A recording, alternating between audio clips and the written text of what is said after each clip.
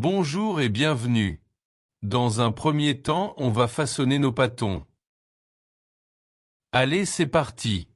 On utilise de la semoule de blé dur extra fine à la place de la farine. La pâte glissera mieux lors de son transfert en cuisson, ça évite les surplus et ça apporte plus de croustillant et de saveur à la pizza. On décolle notre pâton à l'aide d'une corne à pâtisserie en plastique. Une fois qu'on a bien fait le tour, on peut le transférer sur le plan de travail.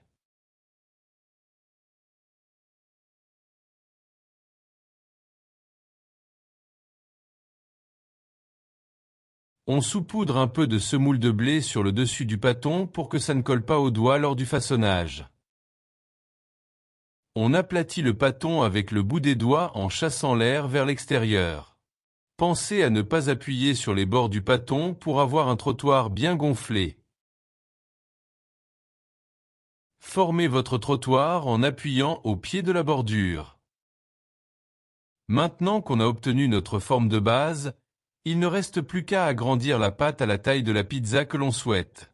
On étire légèrement avec la main gauche, on récupère avec la main droite, on reprend avec la main gauche un peu plus loin pour conserver une forme circulaire.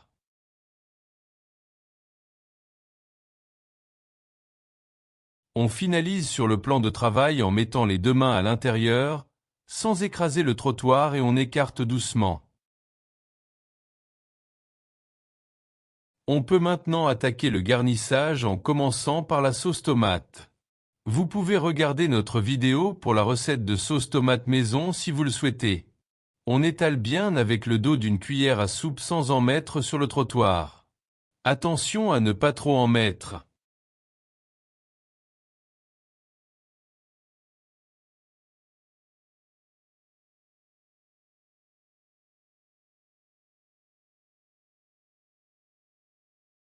On met ensuite quelques morceaux de jambon.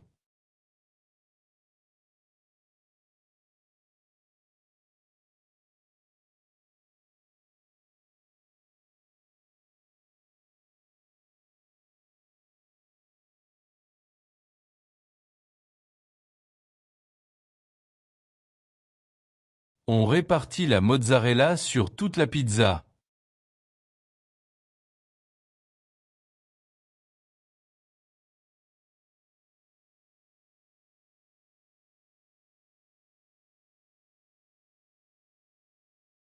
Un peu d'herbe de Provence.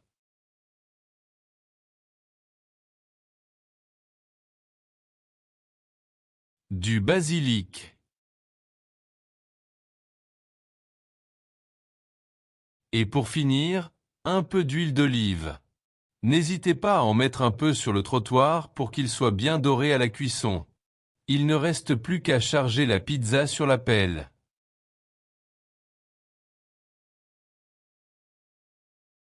On rétablit la forme de la pizza en passant les doigts sous la pâte et en étirant délicatement. Ça y est, il est temps de passer en cuisson. Le temps de cuisson est variable suivant le four que vous utilisez. Vos yeux sont le meilleur moyen de savoir lorsque la pizza est bien cuite. Si vous utilisez un four traditionnel, pensez à mettre la température maximum. Pour un meilleur résultat, vous pouvez ajouter un peu d'huile d'olive lorsque vous fabriquez la pâte. Vous pouvez également faire une pré-cuisson avec la pâte uniquement, puis ajouter la garniture et réenfourner. Dernière astuce, vous pouvez acheter une pierre de cuisson pour votre four.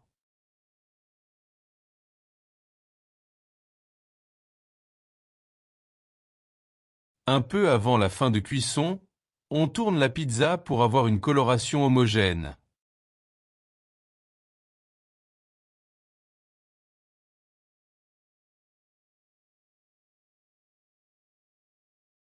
Et voilà, il est temps de sortir notre pizza du four.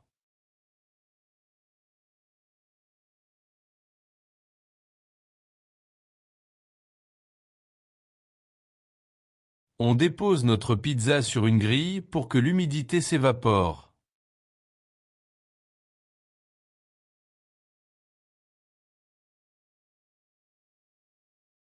On peut voir que malgré une fermentation rapide, on arrive à obtenir de belles pizzas avec un trottoir croustillant à l'extérieur mais très souple et léger.